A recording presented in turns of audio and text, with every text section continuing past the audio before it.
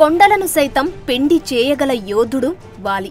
75 లక్షల ఏనుగులకున్నంత బలంతో పర్వతాలను సైతం పెకిలించగల మహాబలశాలి వాలి. రావణాసురుడిని సైతం ఓడించి దారుణంగా అవమానించిన వీరాది వీరుడు వాలి. శ్రీరాముడు కూడా వాలితో ఎదురు నిలిచి పోరాడలేక చెట్టుచాటు నుండి చంపాడంటేనే మనకు అర్థమవుతుంది వాలి ఎంతటి శక్తివంతుడు అని. వాలి ఇతన్ని బాలి అని కూడా అంటారు. ఇతను దేవతల రాజు ఇంద్రుడి కుమారుడు. ఇతనికి తల్లి లేదు. తల్లి లేకుండా ఎలా జన్మించాడని అంటారా? అక్కడికే వస్తున్నా. ఇతని జననం చాలా విచిత్రంగా జరిగింది. బ్రహ్మదేవుని తిలకం నుండి వానరుడిగా జన్మించినవాడు వృక్షవ్రజస్సు. ఇతన్ని వృక్షరజుడని కూడా అంటారు. ఒక్కసారి వృక్షరజుడు ఒక తటాకంలో స్నానం చేస్తాడు. అయితే ఆ తటాకానికి యక్షుడి వల్ల ఓ శాపముంటుంది. అదేమిటంటే దానిలో మగవారు స్నానం చేస్తే ఆడవారిగాను, ఆడవారు స్నానం చేస్తే మగవారిగాను మారిపోతారు. అయితే ఇది తెలియని వృక్షరజుడు అందులో స్నానం చేయడం వల్ల ఒక అందమైన అప్సరసగా మారిపోతాడు. అప్పుడు ఆ ప్రదేశానికి వచ్చిన ఇంద్రుడు, సూర్యుడు అతిలోక సుందరిలా అద్భుత సౌందర్యంతో ఉన్న వృక్షరజుడిని చూసి మోహంతో కామ పరవశులై వృక్షరజుడి వాలభాగంలోనూ కంఠభాగంలోనూ వీర్యాన్ని విడిచిపెడతారు.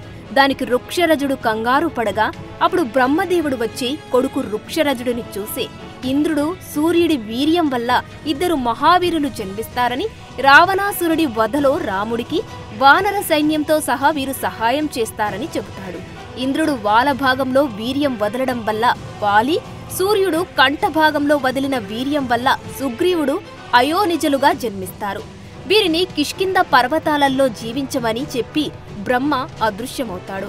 వాలి, సుగ్రీవులు ఇద్దరు చిన్నప్పటి నుండే మహాబలవంతులు, పరాక్రమవంతులు. వాలి ఎంత బలశాలి అంటే 75 లక్షల ఏనుగులకున్నంత శక్తిని ఒక్కడే కలిగి ఉండేవాడు. పెద్ద పెద్ద కొండ శిఖరాలను సైతం పెకిలించి వాటిని బంతుల్లాగా సరదాగా విసిరేవాడు. అడవుల్లో పెద్ద పెద్ద దృఢమైన చెట్లను సైతం ఇష్టమొచ్చినట్లు పీకి పారేసేవాడు. సూర్య నమస్కారాలు చేయడానికి అతను తెల్లవారుజామున తూర్పు సముద్ర తీరం నుండి పశ్చిమ తీరానికి, అలాగే ఉత్తర సముద్ర తీరం నుండి దక్షిణ తీరానికి వెళ్లేవాడు. సముద్రంలో నడుస్తూ ఈదుతూ వెళ్లిన ఇతనికి అలసటగాని ఆయాసంగాని లేకుండా తిరిగి కిష్కిందకు చేరుకునేవాడు. పెరిగి పెద్దయ్యాక వాలి కిష్కిందకు రాజవ్వగా అతని తమ్ముడైన సుగ్రీవుడు అతనికి మంత్రిగా సేవలందిస్తుంటాడు. అమృతం కోసం దేవతలు, రాక్షసులు కలిసి క్షీరసాగర మదనం చేస్తారు. అప్పుడు మహాబలశాలి అయిన వాలి తన తండ్రి దేవేంద్రునికి సహాయంగా క్షీరసాగర మదనంలో పాల్గొంటాడు. సాగర మదనంలో నుండి కొంతమంది అప్సరసలు జన్మిస్తారు. వారిలో తార అనే అప్సరస కూడా ఉంటుంది. అద్భుత అందగత్తె అయిన తారను ఇంద్రుని అనుమతితో వాలి పెళ్లి చేసుకుంటాడు. వారికి అంగదుడు జన్మిస్తాడు. వాలి కిష్కింద పర్వతాలలో ఉన్న వానరులందరినీ తన సొంత బిడ్డలుగా చూసుకుంటూ వారందరికీ రాజుగా జనరంజక పాలన కొనసాగిస్తుంటాడు. తర్వాత ఇంద్రుడు తన కుమారుడైన వాలి వద్దకు వచ్చి అతనికి కాంచనమాల అనే వరమాలను ప్రసాదిస్తాడు.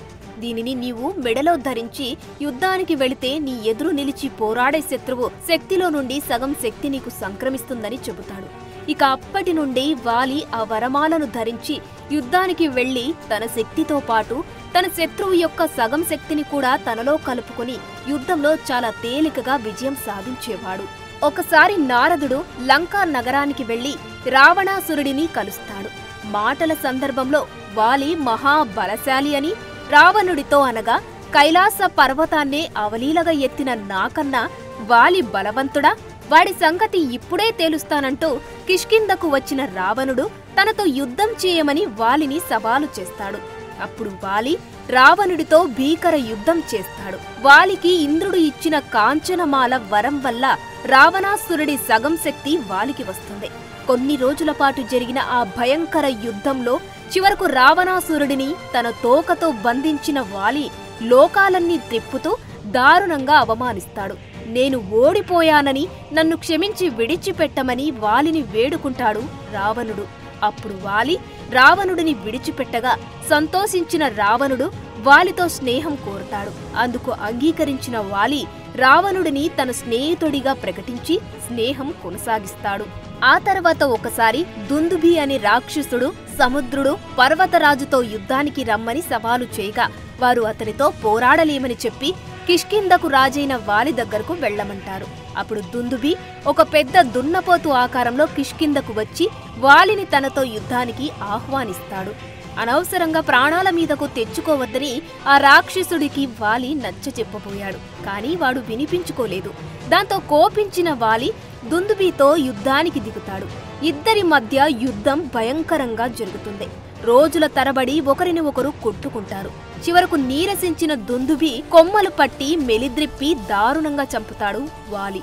అప్పుడు ఆ రాక్షసుడి రక్తం ఋష్యమూక పర్వతం వద్ద ఉన్న మతంగ మహర్షి యొక్క ఆశ్రమం గుండా ప్రవహిస్తుంది.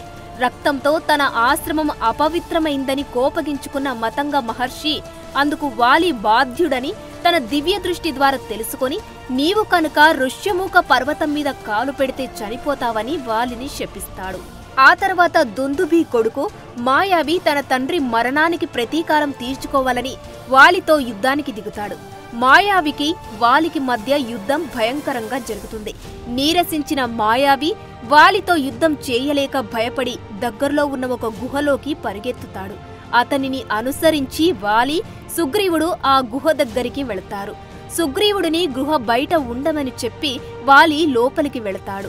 1 సంవత్సరం పాటు అన్న వాలి రాక కోసం ఎదురుచూస్తాడు సుగ్రీవుడు. తర్వాత ఆ గుహ నుండి రక్తం ఏరులై పారుతుంది. ఆ రక్తాన్ని చూసి తన అన్న వాలి చనిపోయాడనుకుని ఏడుస్తాడు సుగ్రీవుడు. ఆ రాక్షసుడు మాయావి బయటకు వచ్చి తనను, తన రాజ్య ప్రజలను చంపుతాడేమోనని భయపడి మాయావి బయటకు రాకుండా గుహ ద్వారాన్ని పెద్ద బండరాయితో బయట నుండి మూసివేసి ఇంటికి చేరుకొని అందరికీ ఈ విషయం చెబుతాడు. వాలి మరణించాడని తెలుసుకున్న వానరులంతా బాధపడతారు. తర్వాత వానర పెద్దలందరి సూచనతో కిష్కింధకు రాజుగా సుగ్రీవుడు పట్టాభిషిక్తుడవుతాడు. అయితే గుహలో మాయావిని చంపిన వాలి విజయోత్సాహంతో బయటకు రాబోగా గుహ ద్వారం మూసి ఉండడం చూసి నన్ను బయటకు రాకుండా చేసి ఈ గుహలోనే బందీగా ఉంచి చంపాలని సుగ్రీవుడు తన కుటిల బుద్ధితో ద్వారం మూసివేశాడని తప్పుగా అర్థం చేసుకుని తన గదతో బండరాయిని బద్దలు కొట్టి కిష్కింధకు చేరుకుంటాడు వాలి. అక్కడ సింహాసనంపై సుగ్రీవుడిని చూసి కోపంతో ఊగిపోతూ, నీవు రాజువి కావాలనే స్వార్థంతో నన్నే చంపాలని చూస్తావా ద్రోహి అంటూ సుగ్రీవుడిని దారుణంగా కొట్టి రాజ్యం నుండి బహిష్కరిస్తాడు. అంతేకాక సుగ్రీవుని భార్య రూమాని చెరబట్టి తన ఉంపుడు గత్తెగా చేసుకుంటాడు. తన అన్న వాలి చేత నిందారోపణకు గురైన సుగ్రీవుడు తీవ్ర అవమాన భారంతో ఋష్యమూక పర్వతంపై ఆశ్రయం పొందుతాడు. మతంగ మహర్షి శాపం కారణంగా వాలి ఎప్పటికీ ఆ పర్వతం దగ్గరికి రాడని, ఇక తను క్షేమంగా ఉండవచ్చని అనుకుంటాడు. సుగ్రీవుడి వెంట అతని మంత్రి అయిన హనుమంతుడు, మరికొంతమంది వానర వీరులు ఋష్యమూక పర్వతానికి వస్తారు. ఇంకోవైపు తండ్రి ఆజ్ఞానుసారంగా శ్రీరాముడు సీతా లక్ష్మణుడితో కలిసి వనవాసానికి అడవికి రాగా అక్కడ లక్ష్మణుడు శూర్పణఖ ముక్కు చెవులు కోస్తాడు. తన చెల్లికి జరిగిన అవమానానికి కోపంతో రగిలిపోయిన రావణాసురుడు సీతను అపహరించి లంకా రాజ్యానికి తీసుకుపోతాడు. సీతను కాపాడడానికి జటాయువు ప్రయత్నించి రావణుడి చేతిలో గాయపడతాడు. అప్పుడు సీతాదేవిని వెతుకుతూ వచ్చిన రామలక్ష్మణులకు సీతను రావణుడు ఎత్తుకెళ్లాడని చెప్పి, మీరు ఋష్యమూక పర్వతంపైనున్న సుగ్రీవుడు వద్దకు వెళితే అతను మీకు సహాయం చేస్తాడని చెప్పి జటాయువు చనిపోతాడు. అప్పుడు రామలక్ష్మణులు ఋష్యమూక పర్వతానికి చేరుకునగా మహాధనుర్ధారులైన రామలక్ష్మణులను దూరం నుండి చూచిన సుగ్రీవుడు భయపడి వారి గురించి తెలుసుకురమ్మని హనుమంతుడిని పంపగా, హనుమంతుడు వారు అయోధ్య రాకుమారులైన రామలక్ష్మణులని సహాయం కోరి వచ్చారని తెలుసుకుని సుగ్రీవుని వద్దకు తీసుకుని వస్తాడు. హనుమంతుని ద్వారా వారి వృత్తాంతాన్ని విన్న సుగ్రీవుడు రామలక్ష్మణులను స్వాగతించి ఆదరిస్తాడు. సీతమ్మను తీసుకురావడానికి తాను సహాయపడతానని, కాకపోతే తనకు సైన్యం కాని రాజ్యం కాని లేదని, తన అన్న వాలి తనకు చేసిన ద్రోహం గురించి రాముడికి చెబుతాడు సుగ్రీవుడు. అప్పుడు శ్రీరాముడు వాలిని చంపి నిన్ను కిష్కింధకు రాజును చేస్తానని అగ్ని సాక్షిగా ప్రమాణం చేస్తాడు. అందుకు సుగ్రీవుడు వాలిని చంపడం అంత తేలిక కాదని, అతను అసమాన బల పరాక్రమవంతుడని రాముడితో అంటాడు. సుగ్రీవుడికి నమ్మకం కలిగించడానికి రాముడు కొండలాంటి దుందుభి రాక్షసుడి కళేబరాన్ని 10 క్రోసుల దూరంలో పడేలా తంతాడు. అలాగే ఒక్క బాణంతో 7 సాల వృక్షాలను ఛేదిస్తాడు. రాముడి శక్తి సామర్థ్యాలపై నమ్మకం కుదిరిన సుగ్రీవుడు రాముడిని ఆలింగనం చేసుకుని సీతమ్మను తెచ్చి నీకు అప్పగిస్తానని సుగ్రీవుడు మాట ఇస్తాడు. తర్వాత రాముడి అండ చూసుకొని సుగ్రీవుడు వాలిని యుద్ధానికి పిలుస్తాడు. వాలి సుగ్రీవుల మధ్య యుద్ధం భయంకరంగా జరుగుతుంది. రెండు కొండలు ఢీకొన్నట్లుగా అన్నాదమ్ములిద్దరూ భీకరంగా పోరాడుతున్నారు. ఒకరిపై ఒకరు పిడిగుద్దులు గుద్దుకున్నారు. ఒకరికి ఒకరు తగ్గకుండా యుద్ధం చేస్తున్నారు. దూరం నుండి వారి యుద్ధాన్ని చూస్తున్న రాముడికి వాలి సుగ్రీవులు ఇద్దరు ఒకే పోలికలతో ఉండడంతో వారిలో వాలి ఎవరో పోల్చుకోలేక బాణం వెయ్యకుండా రాముడు మౌనంగా ఉండిపోతాడు. వాలికి ఇంద్రుడు ఇచ్చిన కాంచనమాల వర ప్రభావంతో సుగ్రీవుడి సగం శక్తి వాలికి రావడంతో రెట్టించిన ఉత్సాహంతో యుద్ధం చేస్తాడు. చివరకు సుగ్రీవుడు వాలి చేతిలో దెబ్బలు తిని నీరసించి యుద్ధం చేయలేక యుద్ధరంగం నుండి భయపడి పారిపోయి ఋష్యమూక పర్వతానికి చేరుకుంటాడు. అక్కడ రాముడిని కలిసి నాకు లేనిపోని ఆశలు కల్పించి వాలితో యుద్ధానికి పంపావు, యుద్ధంలో వాలిపై ఎందుకు బాణాలు వెయ్యలేదని నిష్ఠూరంగా మొరపెట్టుకుంటాడు సుగ్రీవుడు. అప్పుడు రాముడు, మీరిద్దరూ చూడడానికి ఒకేలా ఉన్నారు. వాలిని నేను పోల్చుకోలేకపోయాను. ఇప్పుడు నిన్ను గుర్తించడానికి వీలుగా ఈ పూలమాలని మెడలో వేస్తాను. వాలితో మరలా యుద్ధానికి వెళ్ళు, ఈసారి తప్పకుండా వాలిని సంహరిస్తాను అని అభయమిచ్చి పంపుతాడు. సుగ్రీవుడు మళ్లీ కిష్కిందకు వెళ్లి దమ్ముంటే ఇప్పుడు నాతో యుద్ధానికి రమ్మని వాలిని కవ్విస్తాడు. కోపంతో వాలి యుద్ధానికి బయలుదేరబోగా అతని భార్య తార వారిస్తుంది. ఇంతకు ముందే దెబ్బలు తిన్న సుగ్రీవుడు మళ్లీ యుద్ధానికి వచ్చాడంటే అతని వెనుక ఉన్న అయోధ్య రాకుమారుల అండయే కారణం కావచ్చు. వాళ్ళు మహావీరులని విన్నాను, నీకు ఏదైనా హాని చేయవచ్చు, యుద్ధానికి వెళ్లవద్దు అని హితం చెబుతుంది.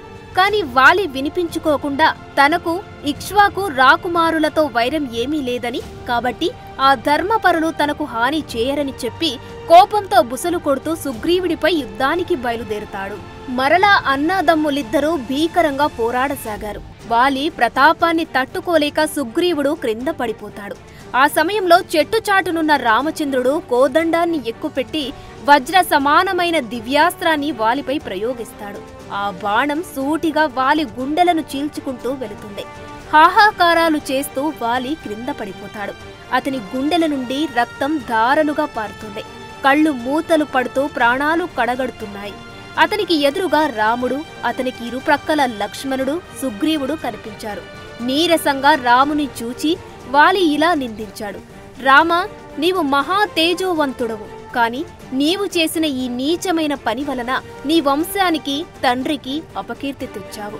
నేను నీకు గాని నీ రాజ్యానికి గాని ఏ విధమైన కీడు చెయ్యలేదు.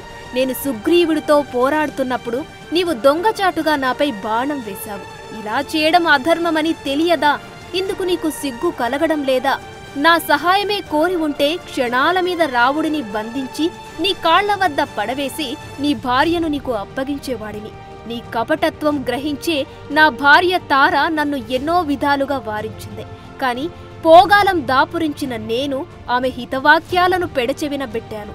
నేను చావుకు భయపడే వాడిని కాను. సుగ్రీవుడు నా అనంతరం రాజ్యార్హుడే, కాని ఇలా కుట్రతో నన్ను చంపి నా తమ్ముడికి రాజ్యం కట్టబెట్టడం నీకు తగిన పని కాదు అని అంటాడు వాలి. అప్పుడు రాముడు వాలితో, ఇంద్రనందన, నీవు వానరుడివి అనగా జంతువువి. క్షత్రియులు జంతువులను వేటాడి చంపడం రాజధర్మమే. తమ్ముడిని కొడుకులా చూసుకోవాలి. అతను తప్పు చేసినప్పటికీ నీవు అతనిని క్షమించాలి. ఎందుకంటే అతను తన జీవితమంతా నీకు సేవలు చేస్తూ గడిపాడు. నీ తమ్ముడు జీవించి ఉండగానే అతని భార్యను నీవు వశం చేసుకున్నావు. తమ్ముని భార్య కూతురితో సమానం. ఆడవారిపై అఘాయిత్యం చేసే ఎవరికైనా మరణదండనే సరైన శిక్ష. కనుక మన మధ్య ప్రత్యక్ష వైరం లేకున్నా నేను నిన్ను శిక్షించాను. ఇక చెట్టుచాటు నుండి బాణం ఎందుకు వేశానంటే నీ మెడలోని కాంచనమాల వర ప్రభావం వల్ల నేను నీ ఎదురుగా వచ్చి పోరాడలేను. అందుకే దొంగతనంగా బాణం వేయాల్సి వచ్చింది. అయినను అది నా తప్పే. భగవంతుడైనా సరే అధర్మానికి పాల్పడితే శిక్ష తప్పదు. నేను కూడా క్షమార్హుడను కాదు. అందుకే నేను ద్వాపర యుగంలో శ్రీకృష్ణుడిగా జన్మిస్తాను. అప్పుడు నీవు జర అనే వేటగాడిగా జన్మించి నన్ను చంపుతావు అని వరమిస్తాడు. ధర్మ రక్షణార్థమే ఇప్పుడు నిన్ను చంపుతున్నాను. సృష్టికర్త ఆజ్ఞ మేరకు రావణ వధలో వానరులు నాకు సహకరించాలి. కాని నీవు రావణుడి మిత్రుడవయ్యావు. కనుక నీవు నాకు సహాయపడితే మిత్రద్రోహివవుతావు. రావణుడి పక్షాన ఉంటే పితృద్రోహివవుతావు. అటువంటి మహాపాతకాలు నీకు అంటకుండా నిన్ను రక్షించాను. ఇకనైనా నా చేతలో ధర్మాన్ని తెలుసుకొని మనశ్శాంతిగా మరణించు అని అంటాడు రాముడు. రాముని మాటలు విన్న వాలి, రామా, సర్వాగ్నుడవైన నీకు బదులు చెప్పగలిగే వాడను కాను. నీ చేతిలో మరణించడం నా పూర్వజన్మ సుకృతం. గారాబంగా పెరిగిన నా కొడుకు అంగదుడిని కూడా సుగ్రీవునిలాగానే రక్షించు. నా మీద ఉన్న ద్వేషంతో సుగ్రీవుడు తారను హింసించకుండా చూడు. నా అపరాధాలను మన్నించు అని చెప్పి సుగ్రీవుడిని దగ్గరకు పిలిచి తన మెడలోని కాంచనమాలను సుగ్రీవుడి మెడలో వేసి, కిష్కిందకు రాజువై ప్రజలందరినీ సొంత బిడ్డలుగా చూడు. జనరంజక పాలన చేయి. అలాగే అంగదుడిని సొంత కొడుకులాగా చూసుకో. తార చెప్పే హితవాక్యాలు పాటించు. వెంటనే సీతమ్మను తెచ్చి రామునికి అప్పగించు అని సుగ్రీవునికి హితబోధ చేస్తాడు వాలి. తర్వాత అంగదునితో కూడా బాబాయిని తండ్రిలా చూడు. దేశకాలాలు గుర్తించి ప్రభువు పట్ల విధేయుడై ఉండాలి. రామలక్ష్మణులను గౌరవించు. ఎవరితోనూ అతి స్నేహము, తీవ్ర వైరము మంచివి కావని చెప్పి అందరి వద్ద సెలవు తీసుకుని మరణిస్తాడు వాలి. వాలి మరణంతో వానరులంతా ఏడుస్తారు. తనను కూడా చంపి భర్త దగ్గరకు పంపమని తార రాముడిని ప్రాధేయపడుతుంది. సుగ్రీవుడు కూడా పశ్చాత్తాపంతో కుమిలిపోయి తాను కూడా మరణిస్తానంటాడు. వారందరినీ ఓదార్చిన రాముడు వాలికి అంత్యక్రియలను జరపమని చెబుతాడు. అనంతరం రాముడు కిష్కిందకు రాజుగా సుగ్రీవుడిని, యువరాజుగా అంగదుడిని పట్టాభిషిక్తులను చేస్తాడు. ఆ తర్వాత రామ-రావణ యుద్ధం జరిగి రావణ సంహారం తర్వాత సీత రాముణ్ణి చేరుతుంది. త్రేతాయుగం ముగిశాక ద్వాపర యుగంలో శ్రీరాముడు శ్రీకృష్ణుడిగా జన్మించి దుష్ట శిక్షణ కోసం మహాభారత మహాయుద్ధాన్ని జరిపిస్తాడు. దుష్టులను సంహరిస్తాడు. మహాభారత యుద్ధం ముగిసిన 36 సంవత్సరాల తరువాత ఒకసారి అడవిలో కాలు మీద కాలు వేసుకుని నిద్రపోతుంటాడు శ్రీకృష్ణుడు. అప్పుడు జర అనే వేటగాడు ఆ కాలిని చూసి దానిని లేడిగా భావించి బాణం విసరగా అది శ్రీకృష్ణుడి బొటన వేలుకు తగిలి రక్తం కారి శ్రీకృష్ణుడు అవతారం చాలిస్తాడు. ఆ జర వేటగాడే గత జన్మలో వాలి. రామాయణంలో వాలిని శ్రీరాముడు చెట్టుచాటు నుండి చంపిన అధర్మం ఫలితంగా అప్పుడు రాముడు వాలికి ఇచ్చిన వరం కారణంగా భారతంలో శ్రీకృష్ణుడిని వాలి జరగా జన్మించి బాణం వేసి తన చావుకు ప్రతీకారం తీర్చుకుంటాడు. భగవంతుడైనా సరే తప్పు చేస్తే శిక్ష అనుభవించాల్సిందే. దేవుడే కర్మను తప్పించుకోలేకపోయాడు. మానవులం మనమింత. అందుకే మనం ఎప్పుడూ సన్మార్గం వైపు నడుస్తూ ధర్మాన్ని ఆచరిస్తూ 10 మందికి మంచి చేయాలి. అప్పుడే ఈ పుట్టుకకు ఒక అర్థం, పరమార్థం ఉంటుంది. సర్వే జనా సుఖినో భవంతు. For more videos like this, subscribe Big TV channel.